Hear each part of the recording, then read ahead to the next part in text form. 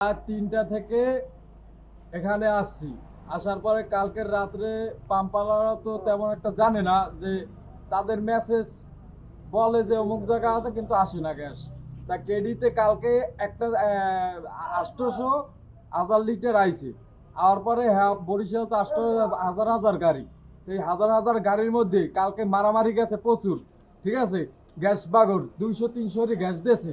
ঠিক আছে, তা 200-300 টাকার গ্যাস দিলে সারাদিনে গ্যাস লাগে আমাদের 700-800 টাকার গ্যাস লাগে। তো 200-300 টাকার গ্যাস দিলে হয়তো রিজার্ভে পড়ে থাকে। তাই সেই রিজার্ভ দিয়ে তো আর গাড়ি চালানো যায় না। ওই 200-300 একটা পাম্পে 200 টাকার গ্যাস দেয়, মাপা গ্যাস। ওই মাপা গ্যাসে গ্যাস চালায় না। আমার কিস্তি আছে প্রতি মাসে 10,000 টাকা। তাই এখন আমি এই কিস্তি দেবো না সংসার চালাবো না আজানো জমা দেবো। আমরা প্রায় আজ 15 থেকে 16 দিন পর্যন্ত গ্যাস সংকটে ভুগতেছি। আর কোনো পাম্পে একদিন আসে, 3 দিন আসে না। সিরিয়াল দিয়ে রাখতে রাখতে 4 ঘন্টা 5 ঘন্টা একসাথে চলে যায়। আবার কোনো সময় দেখা গেছে পুরো একদিনও চলে যায়। আমরা গ্যাস পাইতেছি না।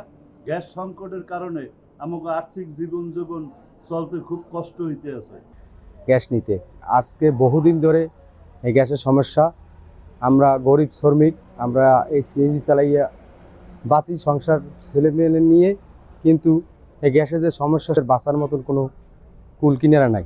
অনেকদিন ধরে এরকম এইদারিং খুব বেশি, মানে ওদিক থেকে কোনো আমরা গ্যাসে অর্ডার দিতে আসি কোনো পাইতেছি না। পরিস্থিতি তো খুবই ভয়াবহ।